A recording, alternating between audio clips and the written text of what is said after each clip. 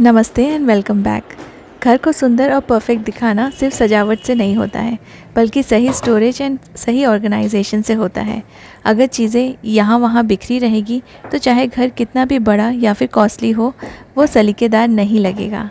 Storage का मतलब सिर्फ सामान को छुपाना नहीं है, बल्कि इस तरह से रखना है कि ज़रूरत पड़ने पे आसानी से मिल जाए और घर भी हमेशा साफ़ सुथरा और स्पेशियस लगे।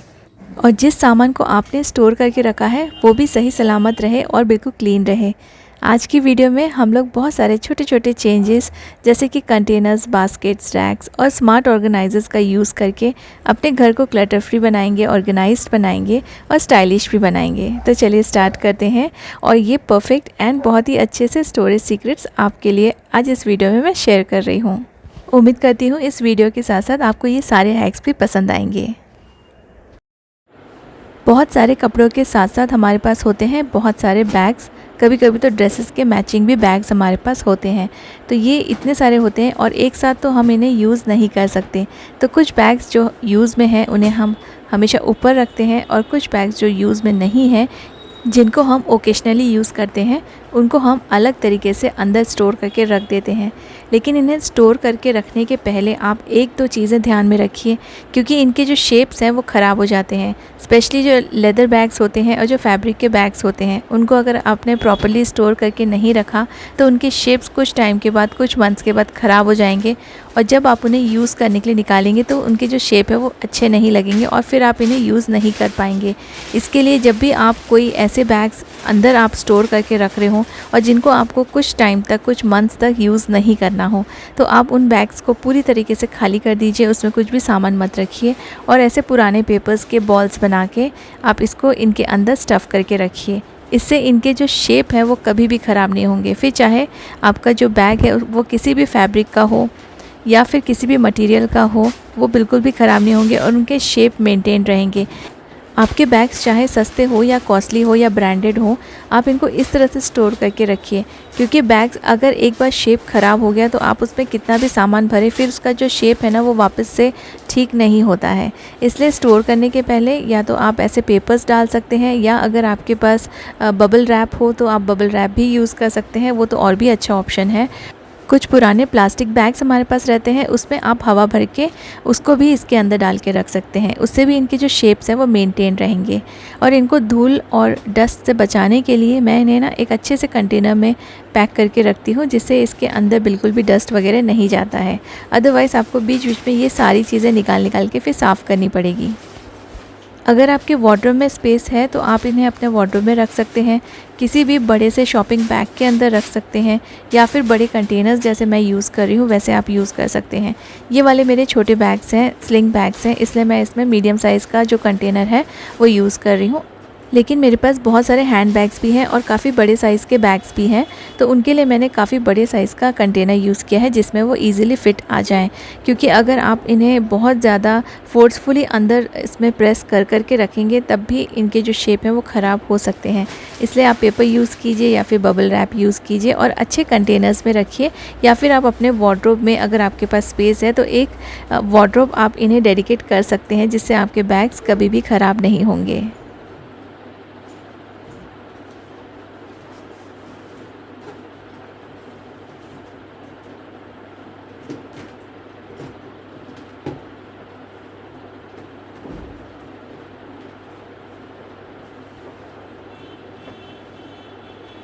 बैग्स रखने के ऑर्गेनाइजर्स भी बहुत सारे अलग अलग तरीके के अवेलेबल हैं।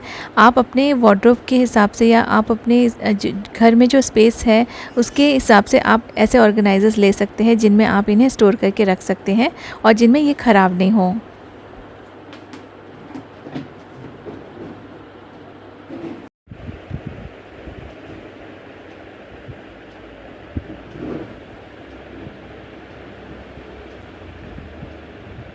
किचन में बाकी सारे सामान के साथ साथ छोटे छोटे अप्लायंसेस भी होते हैं, जिन्हें बीच बीच में हमें हमेशा साफ़ करते रहना पड़ता है। कोई कोई जो अप्लायंसेस होते हैं वो डेली यूज़ में नहीं आते हैं, तो इन्हें भी स्टोर करने के लिए आप कुछ ऐसी चीज़ें यूज़ कीजिए जिससे कि ये जो साफ़ सफाई का काम है इसे आपको बार बार ना करना पड़े, और जब भी इनकी ज़रूरत पड़े बस आप इनको उठाएं और यूज़ कर सकें, क्योंकि बहुत बार ऐसा होता है कि इनको यूज़ करने के पहले फिर इन्हें साफ़ करना पड़ता है। और ये सोचकर भी हम ऐसे अप्लायंसेस को बहुत बार यूज़ नहीं करते हैं, क्योंकि कभी कभी थोड़ी जल्दी होती है खाना बनाने के लिए। तो ये अप्लायंसेस अगर हम उस टाइम पे साफ़ करते बैठे रहेंगे तो हमारा टाइम वेस्ट भी हो जाता है। तो इनको भी रखने के लिए आप कुछ ऐसे अरेंजमेंट्स कीजिए जिससे कि ये गंदे ना हों। अगर आप अपना किचन बना रहे हैं या प्लान कर रहे हैं उसे रेनोवेट करने का, तो इनके लिए एक अलग से स्पेस आप डेडिकेट कर सकते हैं। आजकल बहुत सारे मॉड्यूलर किचन में ना बहुत सारे आइडियाज़ हैं, बहुत सारे आपको डिज़ाइंस मिल जाएंगे जिससे कि आपके जो छोटे और बड़े अप्लायंसेस हैं उनको इजीली स्टोर करके रखा जा सकता है और अच्छे कंडीशन में रखा जा सकता है, जिससे कि ये डस्ट इनमें नहीं पड़ता है। तो मेरे पास अभी तो स्पेस नहीं है किचन में, इसलिए मैं ऐसे वाले ही कंटेनर्स यूज़ करती हूँ। जितने भी छोटे अप्लायंसेस हैं वो सारे इसमें आराम से फिट आ जाते हैं, गंदे भी नहीं होते हैं और इन्हें स्टोर करने में भी काफ़ी आसानी होती है। स्टोरेज ऐसा होना चाहिए कि आपके घर में जितना स्पेस है उसमें ही एडजस्ट हो जाए सारी चीज़ें और आपको बहुत ज़्यादा खर्चा भी ना करना पड़े। तो ये बॉक्सेस बहुत कॉस्टली नहीं आते हैं, लेकिन ये काफ़ी यूज़फुल होते हैं। जिसका भी घर छोटा है और जिनके घर में स्पेस नहीं है फर्नीचर्स वगैरह रखने की या वार्डरोब्स या कैबिनेट्स बनाने की, तो आप ऐसे बॉक्सेस ज़रूर यूज़ करके देखिए। और अलग अलग साइज़ के जो बॉक्सेस हैं आप यूज़ कर सकते हैं। जैसे मैंने यहाँ पे एक फ़्लैट वाला ट्रांसपेरेंट बॉक्स यूज़ किया है, उसमें मैं कुछ एक्स्ट्रा बॉटल्स रख देती हूँ, क्योंकि ये साफ़ सुथरी बॉटल्स है। अगर हम इन्हें भी ऊपर रखेंगे तो ये बार बार गंदी होगी और फिर यूज़ करने के पहले आप इसे फिर से आपको वॉश करना पड़ेगा। तो स्टोरेज हमेशा ऐसा होना चाहिए कि छोटी छोटी चीज़ों को बार बार उठा के साफ़ ना करना पड़े। बहुत पहले मैंने एक वीडियो शेयर किया था कि मैं किस तरह से अपने स्ट्रेनर्स को क्लीन करती हूँ और कैसे स्टोर करती हूँ। ये बहुत ही अच्छी तरीके से साफ़ रहते हैं। तो साफ़ रहने का एक रीज़न ये है कि इनको मैं डिश वॉशर में क्लीन करती हूँ। तो इनको ना मैं आपको सामने से बिल्कुल पास से दिखाती हूँ। साइड में आपके साथ मैं एक वीडियो शेयर कर रही हूँ। जब मैंने ये शॉर्ट्स वीडियो शेयर किया था तब बहुत सारे लोगों ने मुझे कमेंट किया था कि ये सारी छन्नियाँ नई हैं और आप नई छन्नियों को साफ़ करके दिखा रहे हो। तो उस टाइम भी इन छन्नियों को कम से कम यूज़ करते करते मुझे 3 से 4 साल हो गए थे। अब इस वीडियो को शेयर किए हुए आई थिंक 1.5-2 साल हो गए हैं। और साइड में मैं ये शॉर्ट्स वीडियो भी शेयर कर रही हूँ, तो आप ना इसे मैच कर सकते हैं। ये बिल्कुल वही सेम छन्नियाँ हैं जो उस टाइम पे मैंने शेयर की थी। अब इन छन्नियों को और भी ज़्यादा साल हो गए हैं। तो इनको साफ़ करने के लिए मैंने कुछ तरीके बताए थे। इस वीडियो का लिंक भी मैं आपको डिस्क्रिप्शन में डाल दूँगी, तो आप वहाँ पर जाके इस वीडियो को देख लीजिए और इनको क्लीन करने का तरीका आप सीख सकते हैं। उससे ये जो छन्नियाँ हैं ना, आप जितनी भी छन्नियाँ लाएंगे वो कभी भी पुरानी नहीं होंगी और ये हमेशा साफ़ सुथरी मेंटेन रहेंगी। ये सभी स्ट्रेनर्स बहुत पुराने हैं और कई सालों से मैं इन्हें यूज़ कर रही हूँ। इनके कलर भी फेड हो गए हैं, आप इसमें देख सकते हैं, आपको दिख जाएगा क्लियरली। तो आप इसको मेंटेन करने के लिए जो मैंने शॉर्ट्स वीडियो का लिंक शेयर किया है उसको आप ज़रूर फॉलो कीजिए और वैसे ही आप इनको क्लीन करके रखिए। डिश वॉशर में इन सब को क्लीन करने से ये काफ़ी अच्छे से साफ़ रहती है और सालों साल नई दिखती हैं। जो लोग डिश वॉशर यूज़ करते हैं वो लोग मेरे साथ ज़रूर अग्री करेंगे, और जिनके पास डिश वॉशर नहीं है तो मैंने बिना डिश वॉशर के इसे क्लीन करने का तरीका भी शेयर किया हुआ है।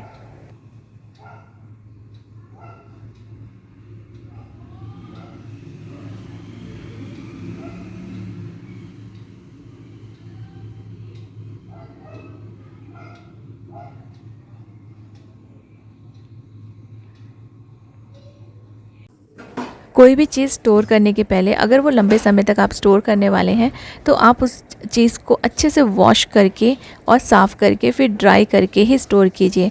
जैसे हमारी पानी की बॉटल्स या फिर जग्स, अगर आप इन्हें स्टोर करना चाहते हैं तो इन्हें अच्छे से वॉश कर लीजिए और फिर इन्हें अच्छे से ड्राई होने दीजिए। पूरा 1 दिन भी लग जाए तो आप इन्हें बाहर ही छोड़ दीजिए, जिससे ना इनमें जितनी भी स्मेल है वो पूरी स्मेल निकल जाएगी। स्पेशली जो हमारे थर्मस रहते हैं या जो ठंडा गर्म रखने के जो जग्स रहते हैं उनको आप ज़रूर से अच्छे से ड्राई होने दीजिए। उसके बाद ही आप कंटेनर्स में स्टोर कर सकते हैं। जिस भी तरह से आपको स्टोर करना है कैबिनेट वगैरह में रख सकते हैं। लेकिन अगर ये गीले रह जाएंगे रहेंगे तो इनमें ना रह रह के फिर स्मेल जम जाएगी, और क्योंकि आप इन्हें फिर जल्दी से यूज़ नहीं करने वाले हैं, इसलिए इन्हें अच्छे से ड्राई करके अगर आप स्टोर करेंगे तो इनकी स्मेल जो है वो बिल्कुल भी नहीं आएगी। क्योंकि बहुत सारे थर्मस में आपने ऐसा नोटिस किया होगा या आपने एक्सपीरियंस किया होगा कि कुछ महीनों के बाद जब आप उसे निकालते हैं तो उनमें एक अजीब सी स्मेल रह जाती है, कितना भी अच्छे से वॉश करके रखो। इसलिए अगर आप गीला रखेंगे तो स्मेल हमेशा ही आपको उसमें आएगी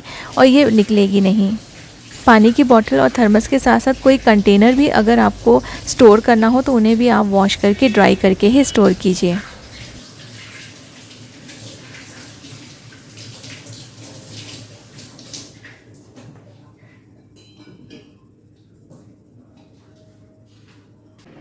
फेस्टिवल्स की शुरुआत हो गई है और ये फेस्टिव सीज़न हर किसी का फेवरेट होता है।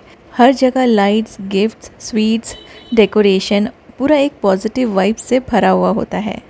एंड ऑफ कोर्स सब लोग घर में बहुत इंजॉय करते हैं, लेकिन साथ साथ में आती है थोड़ी सी मेहनत जो कि हमें साफ़ सफाई में लगानी पड़ती है। फेस्टिव का मज़ा तभी आता है जब हमारा जो घर है वो पूरी तरीके से साफ़ सुथरा हो और बिल्कुल ऑर्गेनाइज्ड हो। तो सबसे पहले क्लीनिंग की जो शुरुआत है वो मैं करूँगी अपने किचन से, क्योंकि मुझे करनी है बहुत सारी कुकिंग। लेकिन मुझे ऐसा लग रहा है कि मेरी ग्रोसरी भी काफ़ी कुछ ख़त्म हो गई है, वो भी मुझे ऑर्डर करना है। तो सबसे पहले मैं ना अपनी ग्रोसरी ऑर्डर कर लेती हूँ, उसके बाद ही मैं कुकिंग स्टार्ट कर पाऊँगी। और इस बार मैं ग्रोसरी ऑर्डर कर रही हूँ फ्लिपकार्ट ग्रोसरी से, क्योंकि मुझे बहुत सारा सामान ऑर्डर करना है और अगर मैं यहाँ से ऑर्डर करूँगी तो मुझे काफ़ी सारा डिस्काउंट भी मिल जाएगा। इसमें मैंने बहुत सारे कॉम्बो ऑफ़र्स भी देखे हैं जिससे और भी ज़्यादा सेविंग्स हम लोग कर सकते हैं। और इसे ऑर्डर करना बहुत आसान है, सिर्फ आपको ऐप डाउनलोड करना है और यहाँ से आप फ्लिपकार्ट ग्रोसरी में जाके जो भी चाहिए आप ऑर्डर कर सकते हैं। तो घर बैठे बैठे आसानी से मैंने बहुत सारी ग्रोसरी ऑर्डर कर ली है और बस ये दूसरे दिन ही मुझे सारा जो सामान है ना वो डिलीवर हो जाएगा। जब तक मेरी ग्रोसरी डिलीवर होगी तब तक मैं अपने पूरे कंटेनर्स को वॉश करके रख दूँगी, क्योंकि फिर मुझे इन्हें रीफ़िल भी करके रखना है और तब तक ना ये ड्राई होके अच्छे से साफ़ सुथरे मुझे मिलेंगे। तो इससे काफ़ी ज़्यादा किचन के जो काम होते हैं वो आसान हो जाते हैं और साथ साथ में आप टाइम का भी प्रॉपर यूटिलाइज़ करते हैं और अपना टाइम भी काफ़ी सेव कर लेते हैं। फ्लिपकार्ट ग्रोसरी से ऑर्डर करने के बाद नेक्स्ट डे ही आपको टाइम पे सारा सामान डिलीवर हो जाएगा। प्रॉपर्ली जो पैकेट्स है वो चेक करके डिलीवर किया जाता है और जो सामान है ना वो बहुत ही अच्छे से साफ़ सुथरे तरीके से आपको मिलेगा। अब पूरा सामान आ चुका है और मैं स्टार्ट करूँगी बहुत सारी कुकिंग, जो कि फेस्टिवल्स में हम लोग कुछ नई नई चीज़ें बनाते ही रहते हैं। और अब जितना भी सामान मैंने ऑर्डर किया था, salt, Surf Excel, liquid detergent, Parachute coconut oil, Tata tea, ये सारी चीज़ें मैं प्रॉपर्ली ठीक से रख दूँगी। और उसी टाइम पे ये सारी चीज़ें रिफ़िल करके रख दो तो आपका जो किचन है ना वो प्रॉपर्ली सेट हो जाता है और पैंट्री से आपको हर एक चीज़ जगह पे टाइम पे मिल जाती है। अगर हमारी पैंट्री ऑर्गेनाइज्ड रहेगी तो कुकिंग का जो समय है वो भी काफ़ी बच जाएगा, क्योंकि हमें ना बहुत ज़्यादा टाइम फिर चीज़ें ढूंढने में भी लग जाता है। इसलिए अपने पैंट्री को अच्छे से सेट करके रखती हूँ और सारा सामान ना जैसे ही आता है वैसे ही सब चीज़ें मैं रिफ़िल करके रख देती हूँ। तो अगर आप भी ग्रोसरी शॉपिंग में टाइम और पैसे दोनों बचाना चाहते हैं then definitely try Flipkart grocery. जब भी आपको कोई भी चीज़ ज़्यादा क्वांटिटी में लेनी हो तो आप ऐसी जगह से लीजिए जहाँ पे आपको कम से कम दाम में मिल जाए और आपको कुछ कॉम्बो ऑफ़र्स में कुछ डिस्काउंट्स भी मिल जाएं। ऑनलाइन आजकल आपको ऐसी फैसिलिटी बहुत सारे वेबसाइट्स में मिल जाएगी और फेस्टिवल्स के टाइम ये डिस्काउंट्स भी काफ़ी सारे ऑफ़र करते हैं, तो इन सब को चेक करके आप फिर अपनी शॉपिंग कर सकते हैं। वैसे भी फेस्टिवल्स में हमारे दूसरे बहुत सारे खर्चे हो जाते हैं, तो कहीं ना कहीं हम थोड़ा बहुत सेविंग कर लें तो हमारे ये काम में आ सकता है। उम्मीद करती हूँ कि आज का वीडियो आपने एंजॉय किया होगा। Thank you so much for watching.